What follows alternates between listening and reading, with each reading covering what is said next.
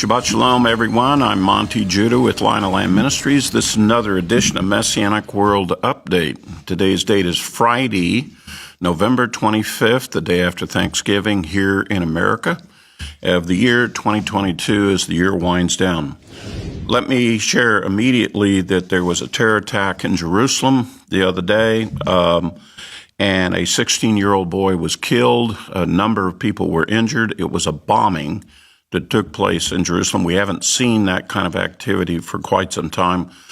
And Shin Bet and Mossad and others in the government of Israel are very concerned about this because it was a high-grade explosive and it was packed with nails. So obviously there's a bomb factory inside the land of Israel being done on the part of the Palestinians. And the government of Israel is searching diligently to find not only the people that perpetrated the attack, but where the factory's at, where they were assembling the bombs. The high-grade explosive probably came in as a result of the benefit of Iran. So Iran's fingerprints are kind of on this as well. But here was the other thing that made this also noteworthy, and that is that the Palestinians, we think it was through a drone or someone else clandestine, videoed when the bomb went off and then posted it on the internet for the world to see. And so that puts a whole nother spin on this activity. I'm going to talk a little bit more about what's going on in Israel with regard to rioting and killings that are taking place. But first of all, I want to address the state of affairs is where the Israeli government is at. Netanyahu's coalition is now taking shape. The agreements are now being signed for the different portfolios for it. And the three other coalition partners, Shas, Religious Zionism, and United Torah Judaism, are beginning to fill out the different portfolios. In particular, we've been watching two of the individuals in the government. Both of these men are from the Religious Zionism Party. One is Smotrich and the other is Ben-Gvir. And I've talked about Ben-Gvir for some time with you about watching him. Well, they've now defined a new portfolio called the National Affairs portfolio. And Ben-Gvir is now signed the paperwork for him to be in charge of all the police departments that are in the West Bank and in the Negev and up in the north. And as a result, he's right in the position that he wanted to be, where he wanted to control the Arab rioting, the Palestinians acting up, and so forth. And so you can expect here very shortly, once he's sworn in and takes his position, there's going to be a big crackdown on the issues of what's going on in the West Bank, the rioting and the murders and the killings that are going on. I haven't really specifically mentioned it because it was always at a low drizzle level, if you will, but it's become very apparent now that the Palestinian Authority, which has always been the overarching governmental control of Palestinians, Mahmoud Abbas is getting older, he's weaker, and the government, the United States, knows the Palestinian Authority is on the brink of collapse. The United States government has opened up a new State Department position, high-level position, just to work with the Palestinian Authority in an effort to try to revive it. As a result of the Palestinian Authority not being able to operate very well, many Palestinians have become upset, disenchanted with what the Palestinian Authority was doing, and they formed different terrorist bands. And so people that came out of the Fatah version as opposed to the Hamas version are now setting up and perpetrating violent acts. In recent days, just to give you an example of how bad this has gotten, there was a Druze citizen, Israeli citizen, up in the northern part of Israel. There are Druze villages. I won't go into all the details of them, but they're not Palestinian, they're not Syrian, they're not Israeli, they're called the Druze, and there's a lot of interesting characteristics to them. They are in northern part of Israel and southern part of Syria. They're very loyal, though, to whichever government is in charge. They're good citizens. And in the case of the Israel, many of the Druze young men join the IDF and serve in the IDF just as any other Israeli citizen would do. And they're famous for their loyalty and for what they do. Well, here's a young man. He's a Druze young man, Israeli citizen. He's not in the army. He's driving his car in the West Bank, and he has a terrible car accident. And he's taken to a hospital, Palestinian hospital. And the Palestinians find out this Druze young man is there in the hospital, and they think he's an Israeli soldier. So they go to the hospital, and they tear this guy loose from the respirator and all the medical aid trying to save his life, and they kidnap him. Well, it didn't take very long later for the guy died. And obviously the Palestinians have killed this Druze fellow, thinking they were getting to an Israeli soldier. It shows you the level of violence and the level of hatred that is now building within the West Bank, Samaria, and so forth, with regard to the Palestinians toward Israel. And there's also a couple of incidents where there's Israeli citizens have come back and done things to the Palestinians, and it's getting hostile on both sides. In particular, the Palestinians are just bloodthirsty now. And so the decision for Ben-Gvir to go into this governmental position, which takes the oversight of controlling that, is we're going to see a huge clash. And we'll see who prevails and how this all turns out. For those of you who are not familiar with it, Mossad is the Israeli intelligence organization that works outside of Israel. Shin Bet is the intelligence organization that works inside the land of Israel. And then, of course, you have the IDF, the military element. Because of what's going on, all three of those organizations are, for the first time, working together and laying down their jurisdiction responsibilities. They're sharing information because the situation has become very, very difficult. It's getting to be a very testy time in Israel, and a lot of citizens are in danger, and it's almost a weird version of the previous intifadas. We're just going to have to watch very carefully as to see how this goes. With the interest on the part of Israel in getting a piece of the Temple Mount and the upset nature of the Arab world and the Palestinians in particular opposed to that, the fear has always been, and this is where Netanyahu's always come, to maintain the status quo of the Temple Mount. Let's not let the Jews go up and pray. They can go up and visit. Let's let the Palestinians have it for themselves, and they can pray up there. They can do their religious services. And the reason why we're not going to allow the Jews to go up and pray on the Temple Mount or have a part of it is because, for security reasons, because we think there would be general rioting and harmful things would come to Israel and the Palestinians. Well, we're already there. We're already where violence is going on, rampant violence is going on. Everybody's still upset. So why are we maintaining the status quo on the Temple Mount?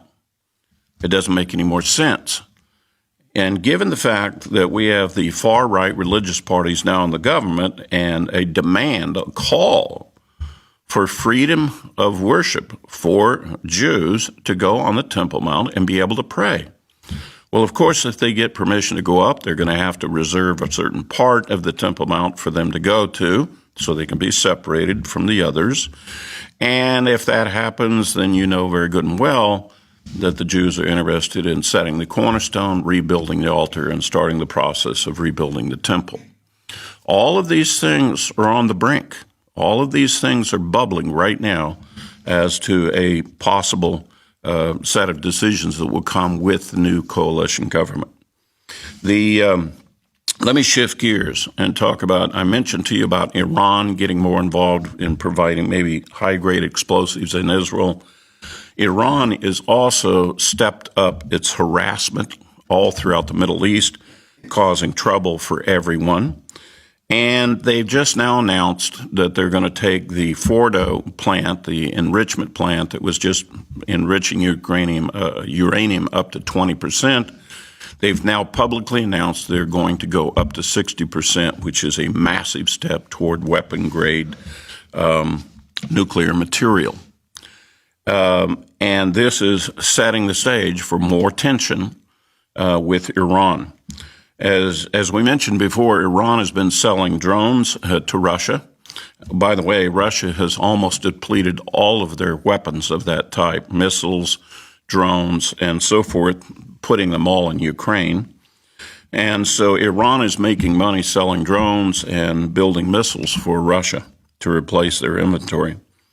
Right now, we have a new IDF chief of staff in Israel. His name is Herzi Halevi, and it's kind of interesting about this man who's now in charge of the IDF because he was actually appointed in the transitional government. In other words, when Lapid was still prime minister. Normally, they don't make that kind of an executive change in the military until after the new government comes in.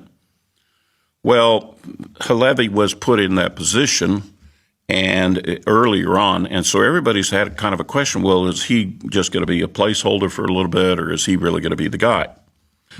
Well, it turns out that he's now made a trip over to the United States. He just spent 5 days at the Pentagon. And he's been working very closely with the U.S. military, and they've made an announcement that there's going to be increased activity between the United States and Israel in preparation for a military operation against Iran. And they are starting practice runs, joint practice runs, with the idea of a military option against Iran. The United States is also, in conjunction with the Persian Gulf, has established about 100 sea drones. Now, I wasn't really that familiar with these. I'd heard of them, but now we have them deployed. This is a small remote vehicle that runs around on the surface of the ocean full of sensors, and they pepper these things all through the Persian Gulf, and they monitor everything that's going on. If Iran ever sends a boat out, a drone, whatever, it's kind of a network of intelligence that keeps track of everything that's going on. Part of this is to catch Iran in the act of attacking shipping and harassing others, neutrals that are in the Persian Gulf area. Again, it's another level of tension. You may have heard the news report that was this week that Israeli intelligence had passed to the U.S. and to the rest of the world. There was a possible plot. There was actually a viable threat that Iran was potentially going to go and do something at the World Cup, harass there. It could have been as simple as a drone attack into the stadium or the facilities that are there for the World Cup. And a lot of tension, again, with Iran being very threatening in the positions where they're at and what they're doing. Let me see what else I have here. Well, let me mention briefly about the ammo that's being sent to Russia from Iran. Russia is effectively basically out of ammo. They have expended all of their munitions as much as they could in Ukraine. They now have troops that they've mobilized and brought up, and they don't have enough ammunition to give them a weapon with ammo. It's really an incredible situation to watch the entire Russian military in the short time of this Russian-Ukraine war go from what was perceived to be the second most powerful military to literally its third world country military now. And a lack of ammo it tells you a lot. And as a result, they've shot all their missiles. In fact, this last week, they even went to the desperate straits. They took a nuclear cruise missile, a cruise missile that only is designed to carry a nuclear weapon. They flew that into Ukraine. I would imagine that the U.S. military was watching it very closely, and it had a dud package. It just flew in and crashed. but they're down to the level of if they want to be able to send a cruise missile in, they got to use some of the armaments that's only used for nuclear. Thank goodness there was no warhead in it, and that situation is still extremely tense. The concern with Russia is if you're out of ammo and you still want to carry on the war, well, let me put it this way. You're out of conventional ammo and you want to still continue the world. You look back in your ammo locker and you go, well, I only got one other weapon left, and that would be nukes. And so that's the great concern about what is Russia going to do and to continue on with those things and can keep the Ukraine war going. The winter, as you know, has kind of slowed things down in that regard.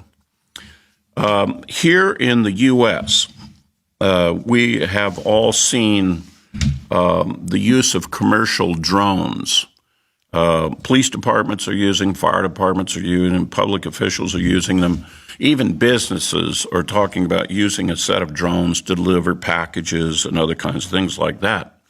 Plus, real estate people, individuals, they like the novelty of getting their own drone and flying it around and so forth. Well, they're now discovering that there's a lot of drones being flown by somebody and coming up to restricted airspaces. And we're not talking about a one or two random. We're talking about a whole network of drones that are now sitting at the edges of restricted airspace, such as in Washington, D.C., military bases, and so forth. And I would like to remind everybody that the manufacturer of all these drones is China. And so there's some concern now on the part of security personnel as to what's going on, and it's almost like China is now surveilling the entire United States and these other high-profile areas within the United States that are supposed to be protected. Going along with that, we all of a sudden are seeing here in the United States, just like in the Middle East, mass shootings. People going into Walmarts and deciding to kill all kinds of people and other places like it. It's just almost on a weekly basis now that we do it. For some reason, our citizenry is no longer able to deal with the normal life struggles where they're angry and they don't know how to deal with their anger. We have too much bullying going on. And a lot of these people that are conducting those, there's a history of them being bullied, a history of them being very angry, not being able to deal with it. Social media plays a lot into it, of where people's lives are slandered and so forth over social media. And then you have the whole video gaming industry where they have first-person shooter type thing where you get in a game, you get a gun, you go around and shoot everybody. All of this background that we've got going on here is almost like a training ground for people to go get a gun, go to Walmart, and shoot as many people as you possibly can, or the other kinds of incidents that are happening. And I know that right now there's a lot of people in the country, leadership and so forth, that are saying, what in the world is going on? What is happening? Why is this happening? It seems like something has dramatically changed, and it has. Something has dramatically changed. We're in the period called the beginning of sorrows. This is the period of time the Messiah talked about before the Great Tribulation comes. This is the stuff that leads us up to the Great Tribulation, where the love of many grows cold, people are being killed. This is what the Messiah talked about. This country and its leadership is moving to the point of being godless. We're abandoning everything that is the fiber of our moral position as a country. In sharp contrast to that, there are moments where we're seeing how spiritually starved people are in this country. There is a program called The Chosen. It's a TV program, and they've already had 2 seasons of it. It's going around. It shows the Messiah walking around with his disciples, and it's repeating a lot of the stories that are in the Gospels. Well, they put it in a movie theater. They took the 3rd season, they put it in a movie theater. This last weekend, it was a box office smash, was the 3rd most purchased movie. And all of a sudden, Hollywood is like in shock. The rest of the media people are in shock. How do we have this religious program that should only be on a third-rate television station suddenly go in a movie theater and everybody flocks to want to see it? I say it's evidence that this country is spiritually starved, and they're looking for some goodness that comes from God because of the disaster that the country is becoming. Well, it's not only this country, it's the whole world. Whether you want to realize it or not, the world is dying.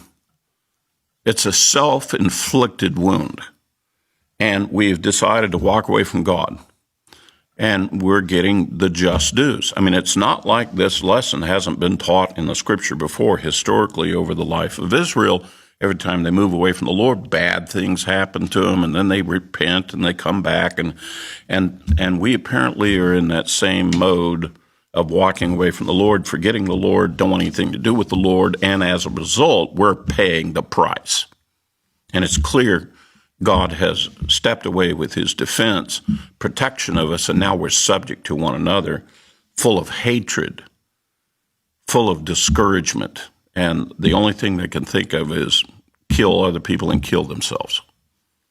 It is sad, and it is, quite honestly, a little bit scary to live in a world like that, but that's the world we're living in. I didn't mention this in previous weeks, but let me go ahead and bring it back up again for it.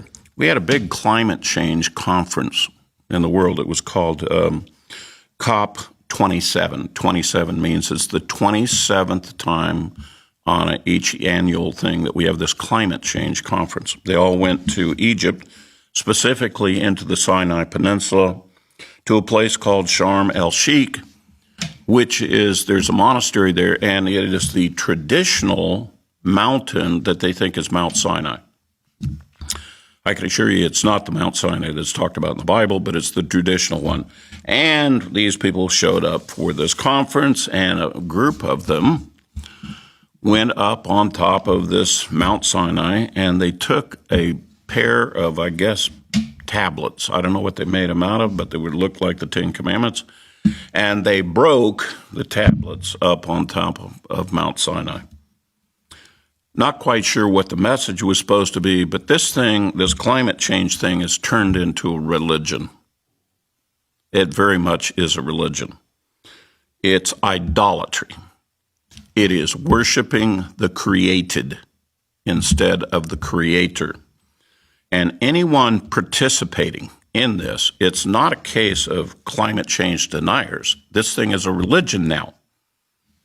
And it denies the Creator his proper position and worships the created.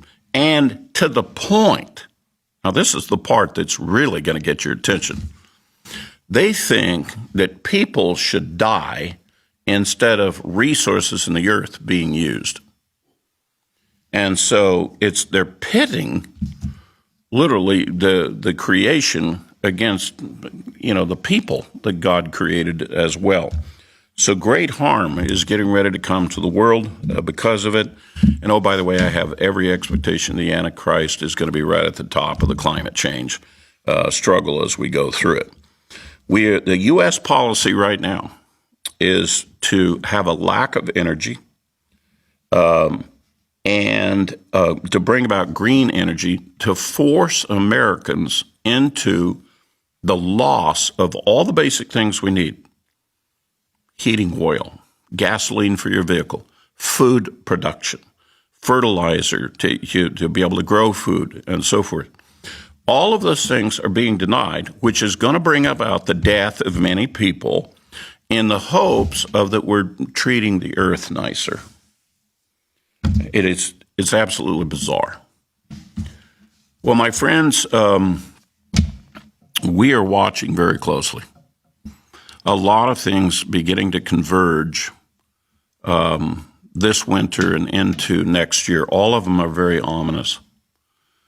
Many of them tied directly into the prophetic scenario and a lot of the prophecies that speak of the start of the Great Tribulation and the first judgments that would happen in the Great Tribulation.